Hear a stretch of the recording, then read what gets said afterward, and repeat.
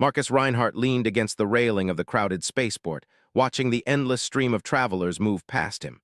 Ships of all sizes, sleek corporate liners, battered freighters, and glimmering private vessels, came and went with precise timing. The hum of engines mixed with the chatter of dozens of alien languages. He had seen hundreds of worlds, dozens of marketplaces, but the edge of human space always had a particular energy. It was raw, unpredictable, and full of opportunity and danger. Marcus was not rich, not anymore. A failed cargo run had left him scraping the bottom of his accounts, and he needed a way to pay off his debts before the interest swallowed him completely. His ship, the Star Nomad, sat in a docking bay, quiet and unassuming, but the truth was it was barely functioning after its last trip. Marcus had patched the engines himself more times than he cared to count, and he had the weariness in his bones to prove it. He watched a human merchant yell across the platform at a group of alien buyers. "Fresh fruit from Violia, only 3 credits per kilo. You won't find sweeter anywhere else." The aliens exchanged confused glances. Marcus shook his head. It was always the same with these markets. Nothing moved smoothly, and everyone tried to cheat everyone else. That was life out here, beyond the regulated sectors. A small, sleek ship glided into the docking bay beside his. Its markings were unfamiliar, elegant in a way that suggested wealth. Marcus's curiosity piqued when a figure emerged. A single alien humanoid, slim and upright, wearing simple but well-made clothing that seemed to hide some fine details. She moved with the grace of someone who had been trained, yet her eyes flickered quickly over the crowd, scanning, analyzing. Something about her made Marcus pause. The alien merchant who disembarked behind her called out in a harsh, clipped tone, "Human Reinhardt, a moment of your time." The merchant bowed slightly, showing a politeness that didn't feel natural. "I understand you are in need of settling debts quickly." He had heard stories, seen the reports. Accepting a slave was legal here under the local codes, but it was not something he took lightly. He also had bills, crew to pay, and a ship that needed work. He could take her, sell her quickly, and cover his debts, but something in the way she looked at him, calm, aware, and strangely patient, made him hesitate. "What exactly can she do?" he asked. He tried to keep the question casual, but his mind was already racing. The merchant smiled faintly. "She is adaptable, intelligent, obedient, a useful companion for a person of your resourcefulness." She simply studied him with clear, curious eyes, tilting her head slightly. Marcus felt a spark of recognition, though he could not explain why. "All right," Marcus said finally. He held up a hand. "I'll take her, but on one condition: you leave immediately and she stays with me until I choose otherwise." It was unusual for a seller to relinquish control so easily, but he did not dwell. He handed over the credits he had borrowed from a nearby lender, feeling the weight of every coin as if it marked his freedom or failure. Lyra, the alien had introduced herself as such, stepped forward quietly. Her movements were fluid, precise, and she carried herself with dignity despite the circumstances. Marcus motioned for her to follow him to his ship. Once aboard the Star Nomad, the atmosphere shifted. The hum of the engines, the smell of recycled air, and the tight corridors were familiar to Marcus. But for Lyra, everything seemed new, yet she did not act overwhelmed. She simply observed, turning her eyes toward the controls, the storage compartments, and the crew quarters. "You'll eat, sleep, and follow instructions," Marcus said bluntly. "That's the deal. You're here to help, not to talk back." Something about her presence unsettled him in a way he could not articulate. She was quiet, obedient, but there was an unmistakable intelligence behind her eyes. Marcus was not easily surprised, yet he felt the first hint of unease and curiosity about this alien woman. In the first few days of travel, Marcus noticed her abilities. She learned the ship's systems almost instantly, fixing minor malfunctions without guidance. She anticipated needs before he spoke them, moving efficiently through the cramped corridors and offering solutions he had not considered. The crew began to notice, whispering amongst themselves. Some were impressed, some wary, but all watched her carefully. One morning, Marcus found her in the cargo bay, adjusting the storage containers to maximize efficiency. "I calculated optimal weight distribution for fuel efficiency," she explained simply. Marcus raised an eyebrow. "And you just figured that out?" "The system responds predictably." He had accepted a slave as payment, expecting someone who would clean, cook, and obey. Instead, he had been given an alien who could run his ship better than he could. Over the next few days, their routine developed. Lyra did not speak unless spoken to, yet she contributed constantly. She adjusted engine settings, reorganized supplies, and even helped the crew train for emergencies. Marcus found himself relying on her more and more. One evening, as the ship drifted near a remote gas giant, Marcus sat with her in the observation deck. The planet below swirled with vivid colors, its storms raging across the atmosphere. He wondered how a being like her ended up as a slave in a marketplace. "Lyra," he said carefully, "you were not sold because you lack value. You are too capable for that." He had spent years navigating human politics and mercantile schemes, yet the subtlety of her strategy impressed him. He realized that he was not dealing with an ordinary slave.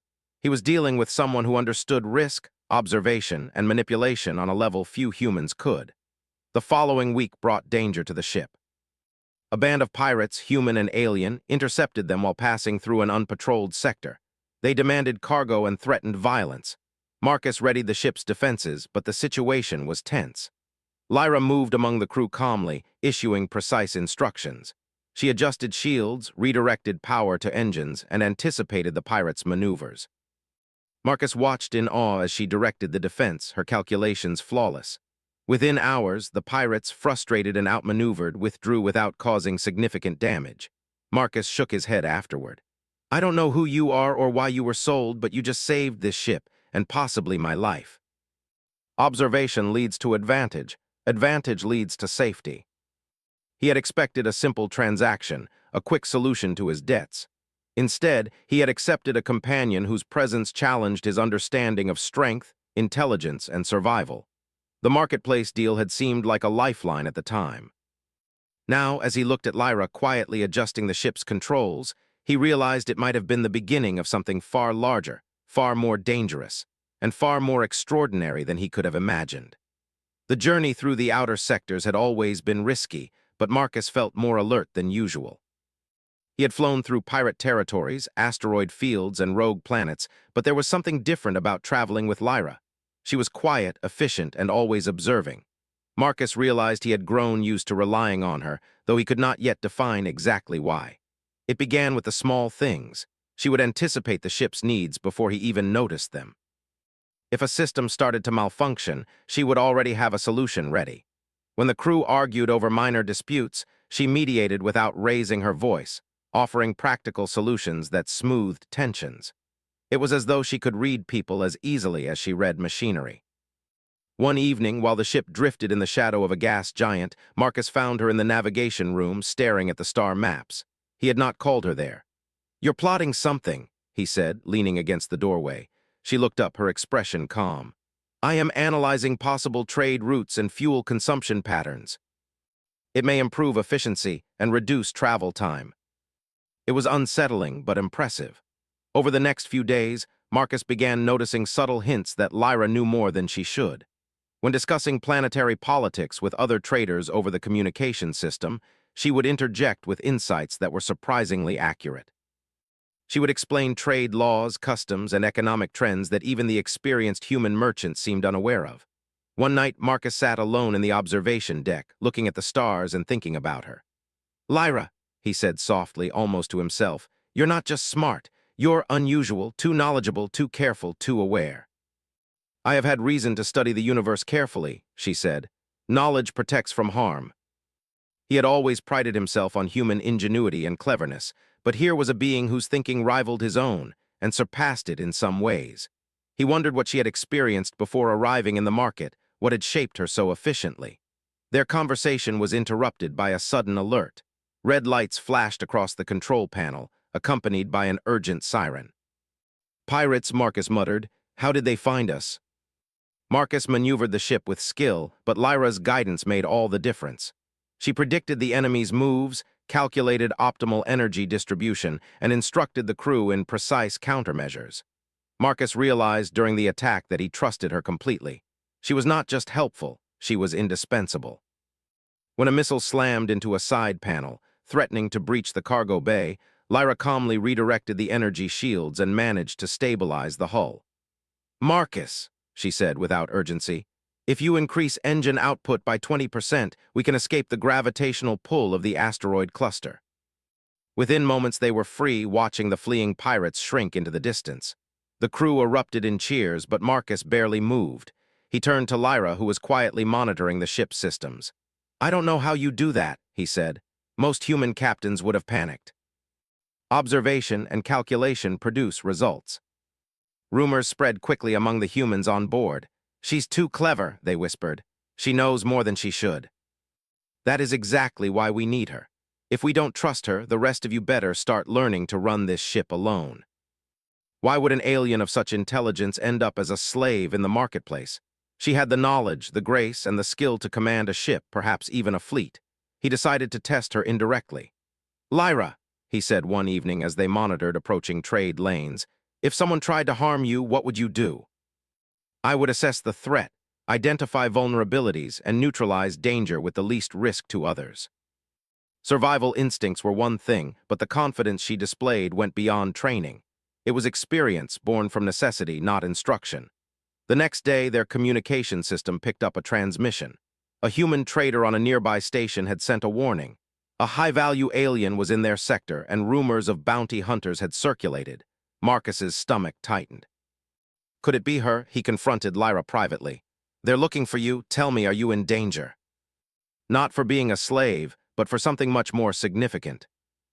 He altered trade routes, avoided heavily patrolled regions, and taught the crew evasive maneuvers. Lyra assisted in every step, her mind always several moves ahead. She analyzed supply caches, predicted pirate behavior, and even calculated probability patterns for safe travel. Marcus began to respect her more than he had expected. He realized that humans had a particular advantage: adaptability. But Lyra seemed to have a similar trait, though enhanced, refined. She observed, calculated, and acted with precision, and in her presence Marcus felt both challenged and inspired. One night, as the ship sailed near the edge of an asteroid belt, Marcus confronted her again. "Lyra, you're not just a slave, you never were. What are you hiding?" "I allowed myself to be sold. Circumstances demanded it." Knowledge, skill, grace, and confidence masked to appear as a slave. His mind raced. If she was that careful, that intelligent, what else could she be capable of? Lyra continued quietly, her voice calm and controlled. "I have been trained to survive in ways that few can imagine. You may think you are protecting me, but in truth, I am aware of far more than you realize." As the ship sailed through the dark void of space, Marcus knew one thing for certain. He had not merely accepted a slave as payment. He had brought aboard someone extraordinary, someone whose presence would change his life, and perhaps the future of human and alien relations in ways he could not yet imagine. The stars outside the observation deck twinkled coldly, indifferent to the drama unfolding within the star nomad. Marcus leaned back in his chair, watching Lyra methodically check the ship systems, and he felt the weight of responsibility settle on his shoulders. This was no longer a simple debt repayment. It was the beginning of a journey into uncertainty, danger, and discovery.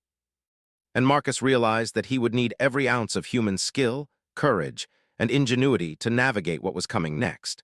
The days grew longer in space, yet Marcus and Lyra continued their journey with the quiet rhythm of a well-practiced crew. But the tension in Marcus's mind never faded. He could no longer ignore the fact that Lyra was unlike anyone he had ever encountered. Her intelligence, her poise, her ability to anticipate every challenge. It was too much for someone who had supposedly been sold as a mere slave. Marcus decided it was time to test the truth carefully. One evening, while the crew rested, he asked her to accompany him to the ship's observation deck. Outside, a nebula spread across the void, its swirling clouds of pink and purple reflecting faintly on the ship's metallic hull. It was beautiful and distracting, yet Marcus focused on Lyra. "Lyra," he began cautiously, "I need to know who you really are. You're more than you let on." "I allowed myself to be sold. Circumstances required it. I am being hunted, but not for the reasons you assume. It is not because I am weak. It is because I am powerful. I was targeted by those who sought to remove me from my position before I could claim it. I allowed myself to be sold so that I could escape their reach and observe those who would help or hinder me without detection." You were royalty all along?" he asked. Lyra nodded. "Yes, and now that my enemies know I am here, my life and yours are at risk."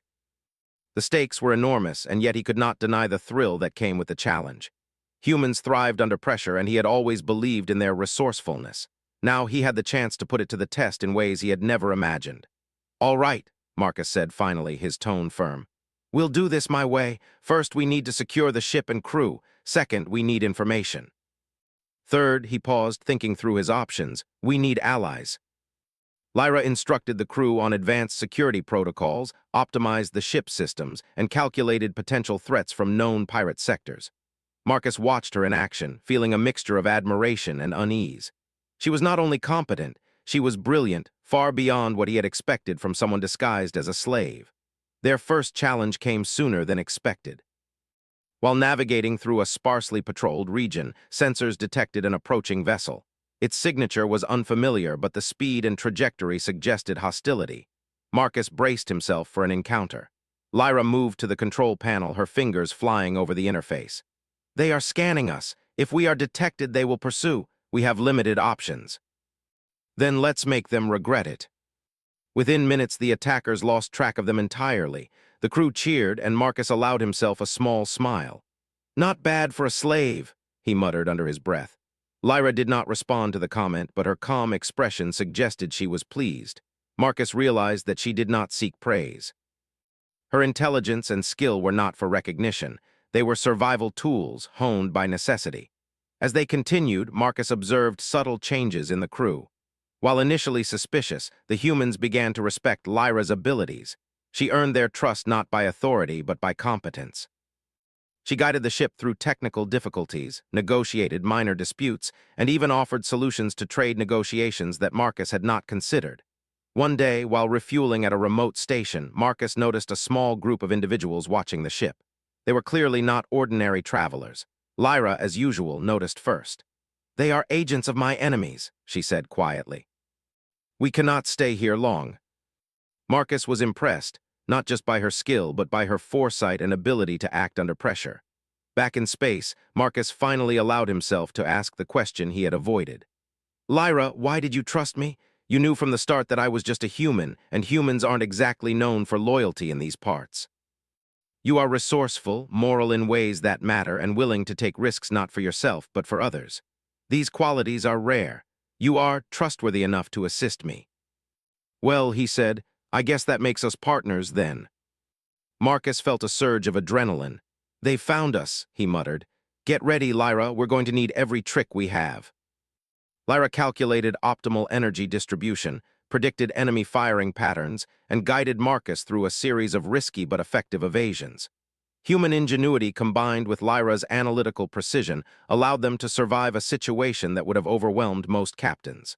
Finally, the last enemy ship disengaged, retreating in confusion. Marcus exhaled, exhausted but exhilarated. "We did it," he said. Lyra nodded, though she remained calm. "Yes, but this is only the beginning. They will return, and next time they may be more prepared." They could improvise, adapt, and act with courage even when the odds were stacked against them. And with Lyra by his side, he felt that they could face challenges no one had expected them to survive. Over the next few days, Marcus began to notice subtle hints of Lyra's past. Her knowledge of alien politics, economic systems, and military strategy was far beyond what any ordinary citizen could possess. She referenced events and figures that most humans had never heard of, and every time he asked her about it, she gave careful, measured answers, never revealing too much. One night, he confronted her again. "Lyra, I think I know enough now to be certain. You are not a slave, and you are not just clever. You are royalty. I don't know why you let yourself be sold, but I need to know the truth. You have been fortunate to have me as an ally, and I you. If your enemies are out there, we have to prepare."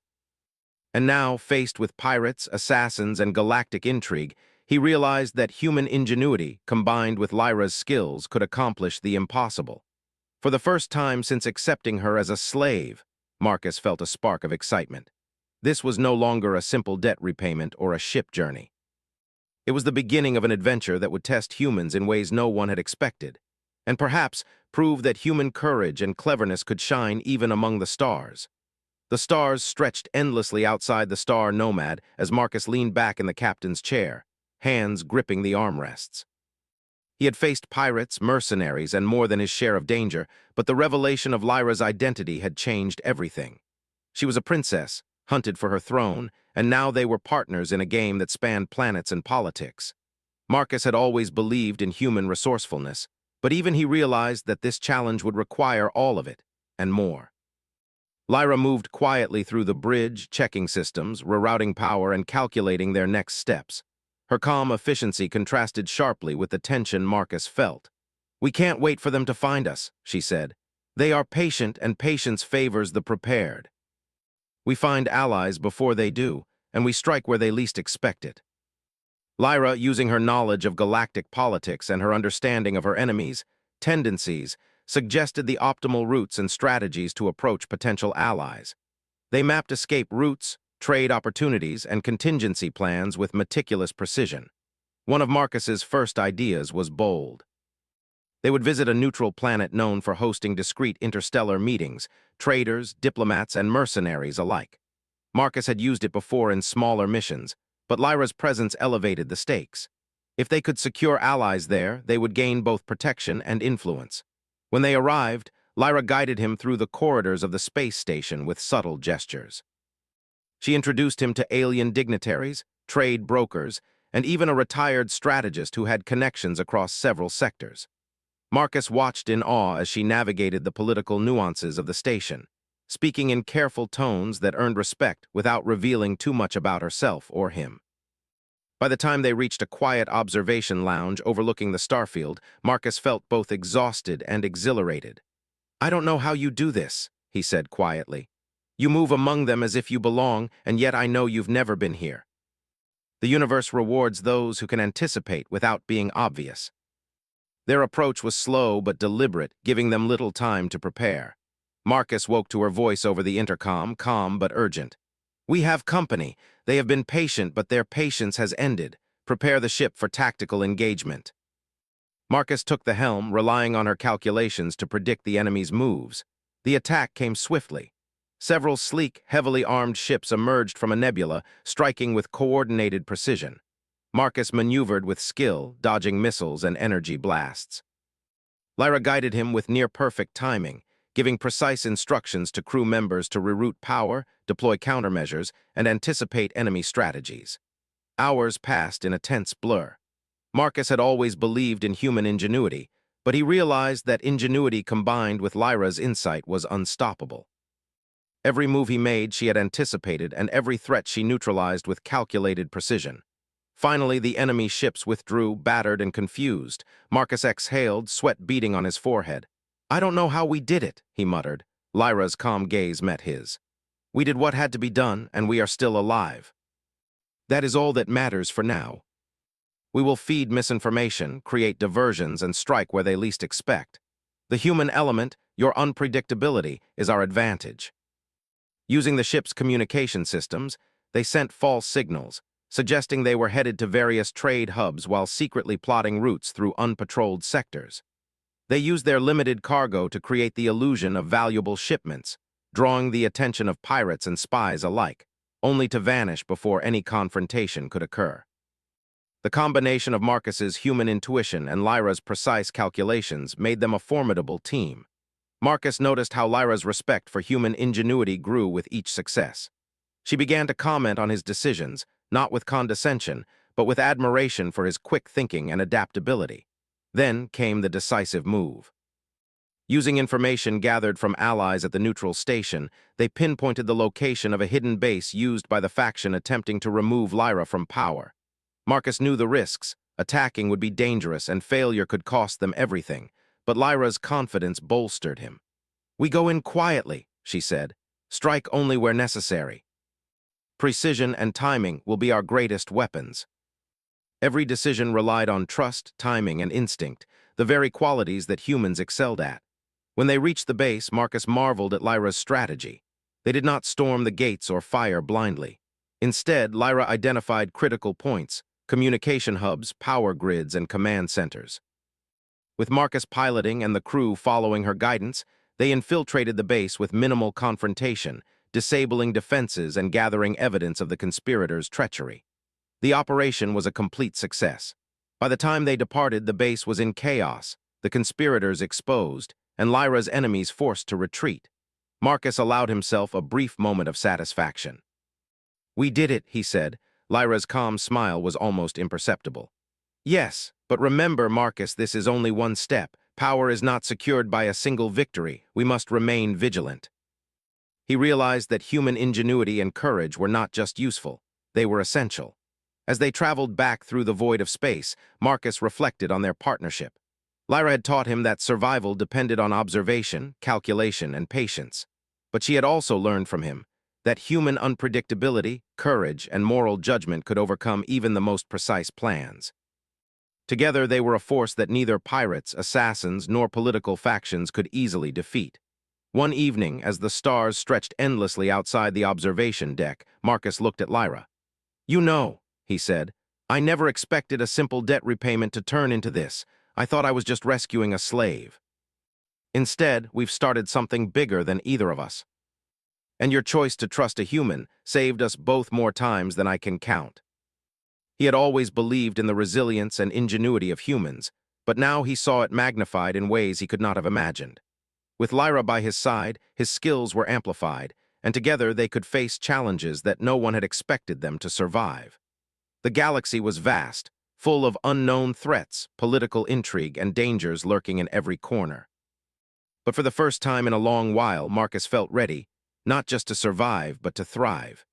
Humans had always risen to challenges, and now, paired with Lyra's knowledge and skill, there was no limit to what they could accomplish. The journey back to the Andari Dominion was tense but purposeful. Marcus had never imagined that a simple business decision, accepting a slave as payment, would place him at the center of interstellar politics. Yet here he was, flying through the uncharted edges of human space with a princess whose intelligence, grace, and courage rivaled the best of any human or alien he had ever met. Lyra stood at the navigation console, her posture straight and her expression calm. "Our path is clear," she said, "but we must remain vigilant. Those who attempted to remove me from power will not give up easily. And when paired with someone like you, well, we make a good team." The capital city, a shining cluster of towers and bridges suspended above the ground by anti-gravity fields, was visible even from orbit. But Marcus could sense the tension beneath the beauty. Lyra's enemies still had influence, and her return would not go unchallenged. Their first move was strategic. Instead of landing directly in the capital, they approached through a hidden northern outpost, one of the few remaining places untouched by the faction that had tried to overthrow Lyra. Lyra's knowledge of her world was invaluable. Every patrol route, surveillance network, and political ally had been memorized. Marcus piloted the ship skillfully, relying on her directions to avoid detection. The small crew of humans followed their lead with precision, trust growing with each successful maneuver. For Marcus, it was exhilarating.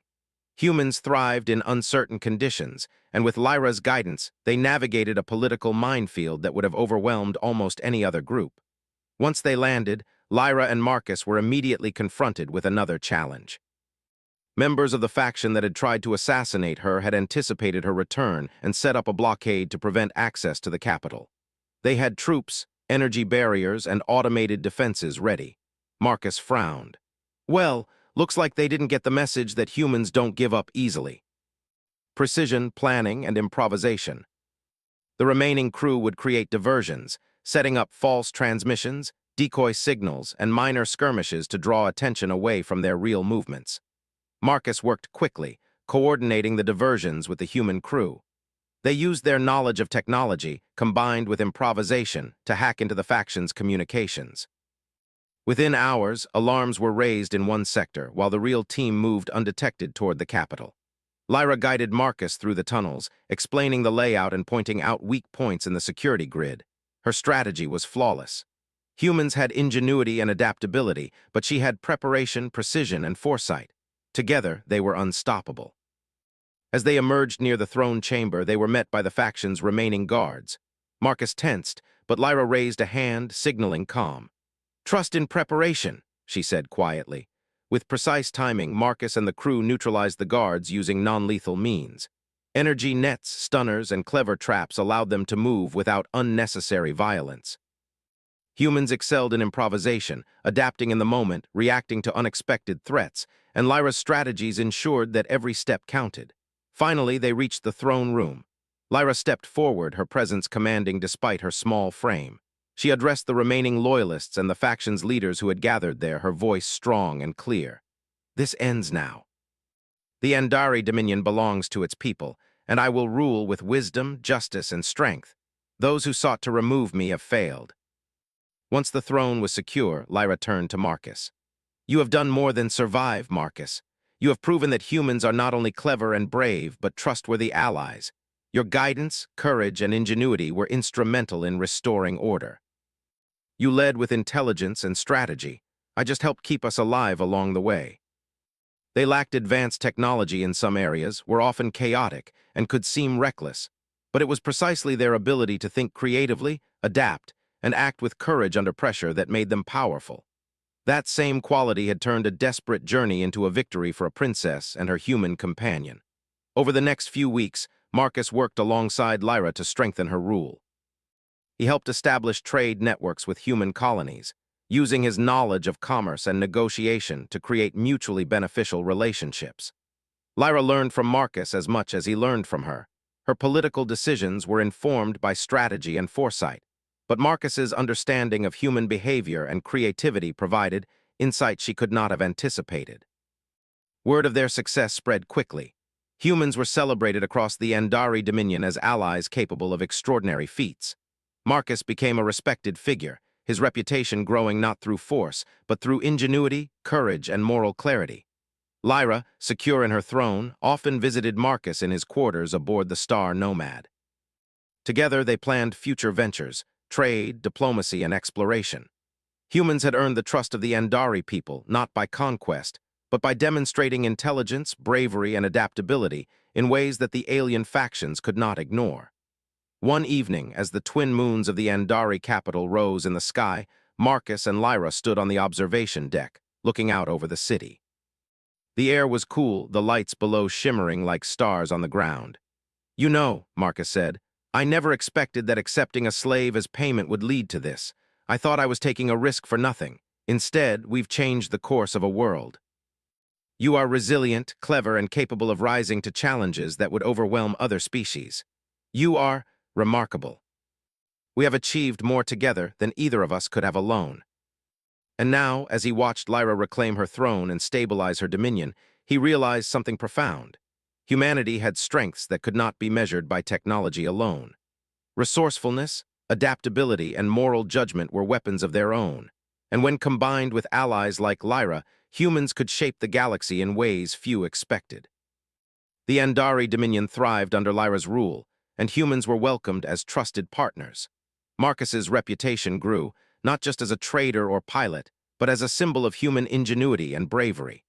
Lyra often said that his moral clarity, quick thinking, and courage had been as valuable as any strategy or weapon in their campaign. As the Star Nomad prepared for its next mission, Marcus stood at the observation deck once more. The stars stretched endlessly before him, a reminder of the countless adventures that awaited beyond the horizon. Humans had survived and thrived in impossible circumstances before, and now, paired with allies like Lyra, they could face anything. Lyra joined him quietly, looking out at the vast expanse of space. "The universe is full of unknown challenges," she said softly. "But with ingenuity, courage, and careful planning, humans can rise to any occasion." Humanity had been tested, proven, and celebrated, not through domination, but through creativity, courage, and partnership. And somewhere in the endless expanse of space, new adventures awaited, ready for humans to face with bravery, cleverness, and heart. The galaxy was vast, unpredictable, and sometimes dangerous, but it was also full of opportunity. And Marcus Reinhardt, with Lyra at his side, knew that humans were more than capable of seizing that opportunity, shaping the future, and proving, once again, that human ingenuity and courage could rise above any challenge.